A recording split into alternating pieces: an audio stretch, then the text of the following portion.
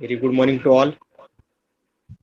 We are discussing about bevel gear, and today we will be discussing about the wear strength of the bevel gear. So we have discussed about the beam strength, and the equation for beam strength of bevel gear is SB is equal to MB sigma By into bracket 1 minus B by A naught. And this now today we will be discussing about the wear strength of the bevel gear and again effective load acting on the bevel gear.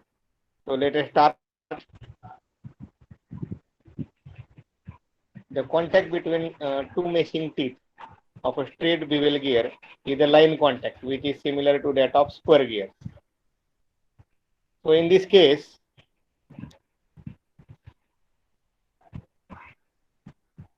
if we want to determine the wear strength, the bevel gear is considered to be equivalent to a formative spur gear in a plane which is perpendicular to the tooth at the larger end.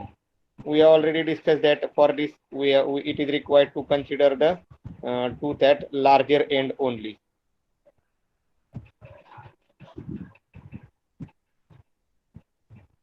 So an imaginary gear or formative gear or virtual gear is assumed considered in a plane perpendicular to the tooth at the larger end, and then Buckingham's equation is applied for the same. SB is equal to B Q D dash P into K, where B stands for, this is the wear strength equation for formative gear by assuming it as a spur gear in a plane perpendicular to the tooth at the larger end. So SB is equal to BQDP into K. So B is the face width of the gear, Q is nothing but the ratio factor, D dash P stands for the pitch circle diameter of the formative pinion, and K is the material constant. K is the material constant. So now this is the generalized equation. SW is equal to BQDPK for this formative. Now let us put some uh, let us correlate this equation with our bevel gear. So here B face width, Q again we will go for substituting what is the value of Q. So D dash P is the pitch circle diameter. So here D dash P is equal to twice RB. We have already discussed what is RB in the terminology.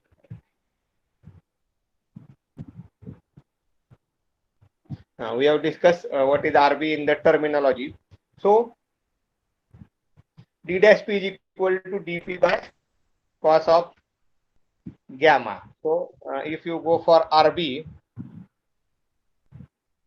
and substituting the value, then you will get dP divided by cos of gamma. So it is dP divided by 2 cos of gamma, 2 get cancel, and you will get dP is equal to capital dP divided by cos of gamma, where capital dP stands for the pitch circle diameter at the larger end of the tooth. The RB relation we have discussed in detail while we have discussed the terminology of this particular bevel gear. So let us substitute this dP is equal to capital dP, means we are converting the equation into a diameter, pitch circle diameter at the larger end, and here substitute the equation, it will become BQ dPk, capital dPk divided by cos of gamma.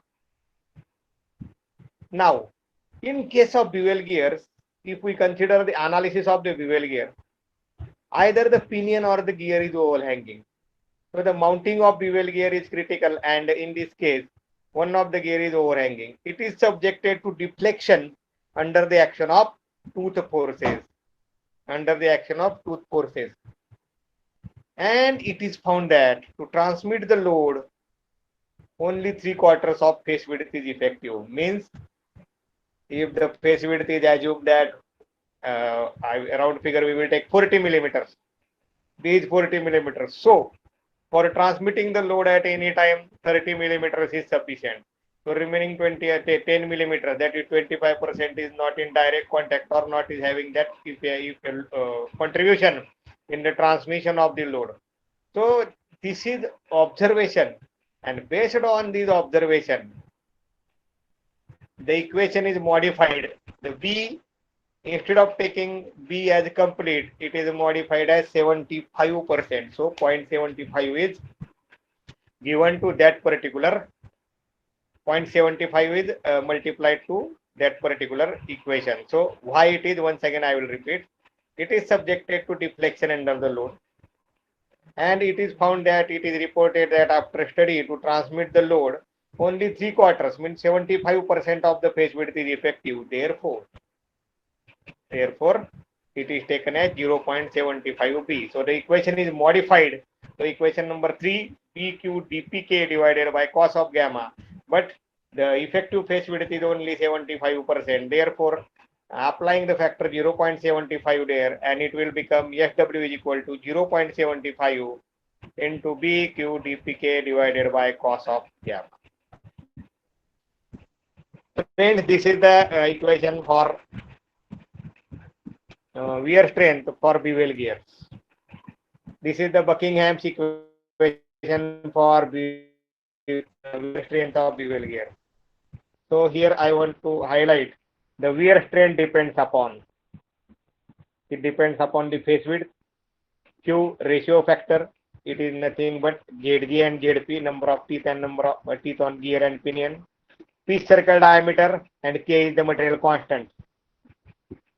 So this is important that SW depends upon. So you have to go for the formula, and accordingly we will decide it depends upon what.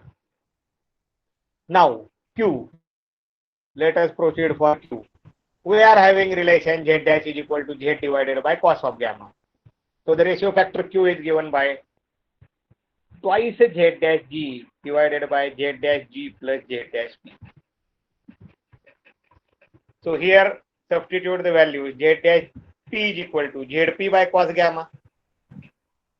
Z dash G is equal to ZG by, now cos of, this is capital gamma. This also I have given you idea in the terminology, and capital gamma is nothing but small gamma plus capital gamma is equal to 90. Therefore, capital gamma is equal to 90 minus small gamma.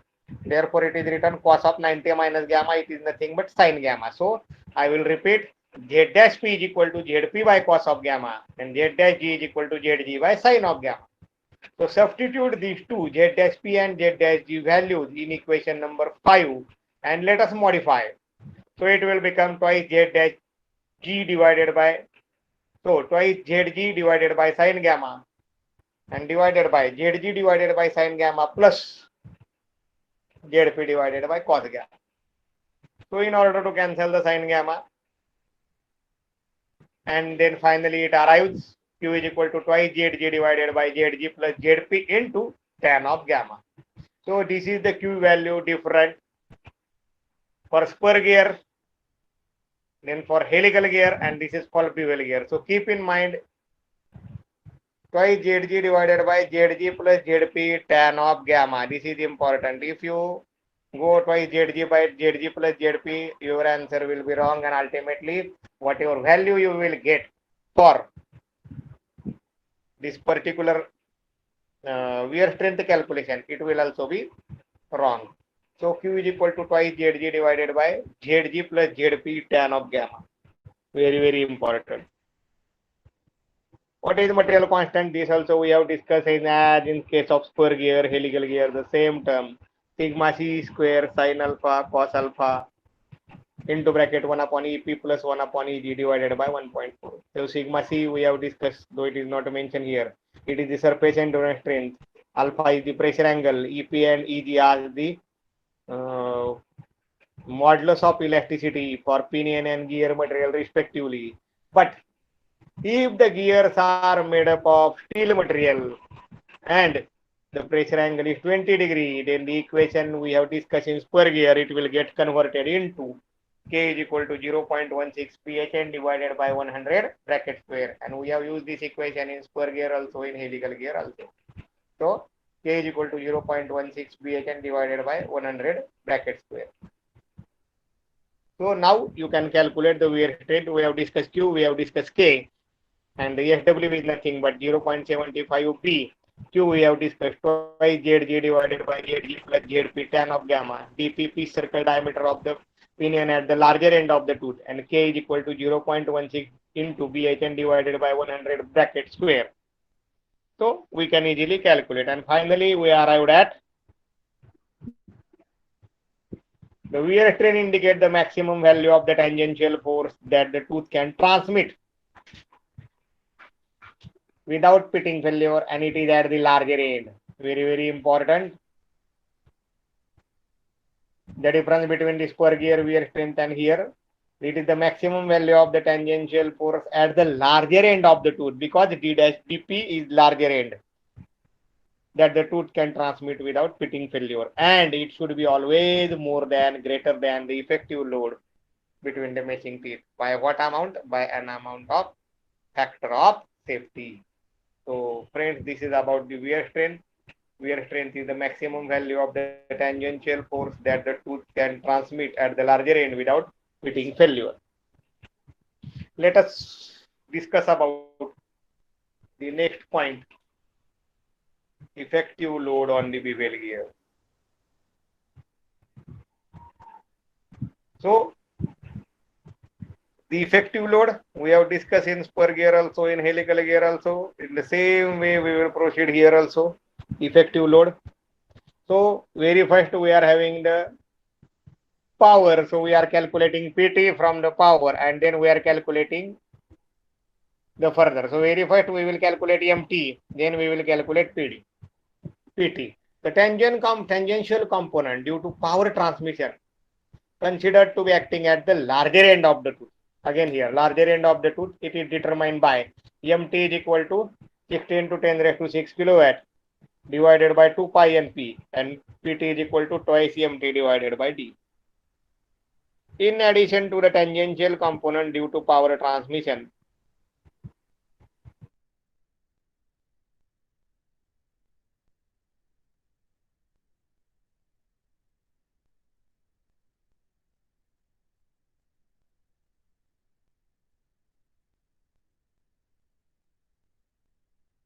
there is a dynamic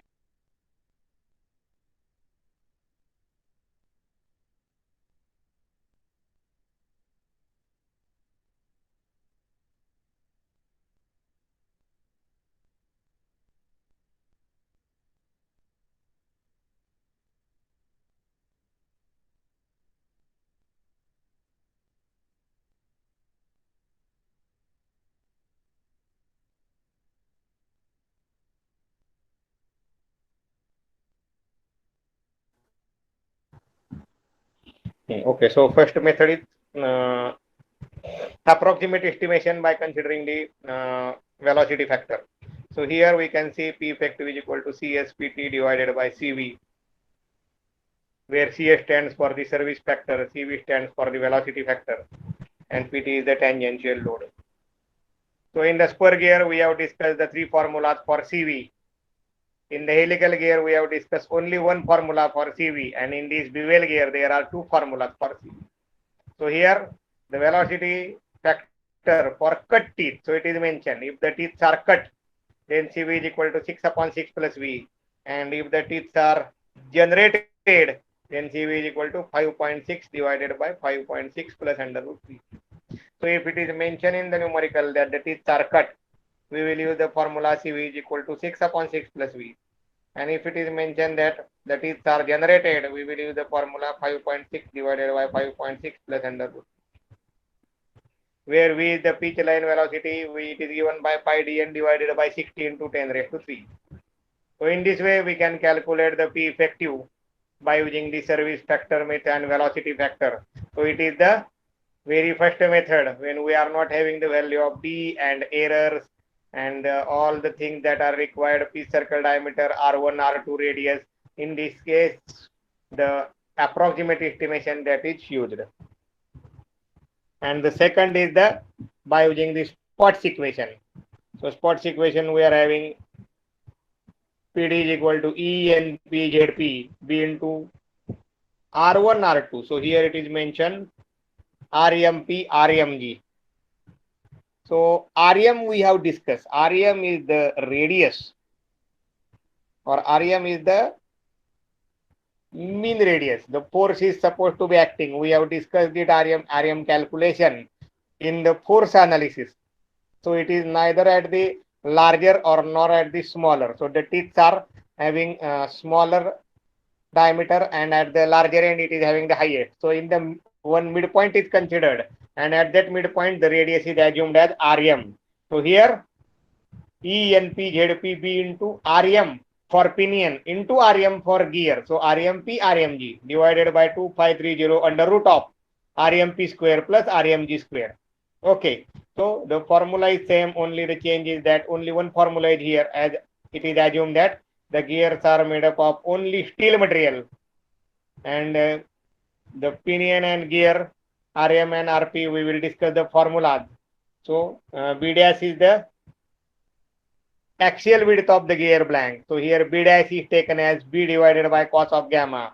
So here you keep in mind these two things in this particular formula. So very first is this B dash. B dash is equal to B divided by cos of gamma, and Rem is nothing but dP by 2 B sin gamma by 2. It is for pinion, and RMG is equal to dG by 2 minus B cos of gamma by 2. So concentrate here, this is cos of gamma, this is sin of gamma. So in this way you can calculate first RM, then you can calculate RM for pinion, RM for gear, and you will also keep in mind this B is nothing, B dash is nothing but B divided by cos of gamma. So in this way you can calculate. So here also we have discussed the two different methods. So first method we have discussed about this approximate estimation. P effective is equal to CS into PT divided by CV. CV calculation, there are two methods that we have discussed. And the second method, the Scott's equation we have discussed. PD is equal to ENP ZP B dash RMP RMG divided by 2530 RMP square plus RMG square. So now the effective load is given by P effective is equal to CSPT plus PD, and then ESB is equal to P effective into EFS, or ESW is equal to P effective into EFS. So in this way we can calculate the effective load on the gear tooth. In this way we can calculate the effective load on the gear tooth.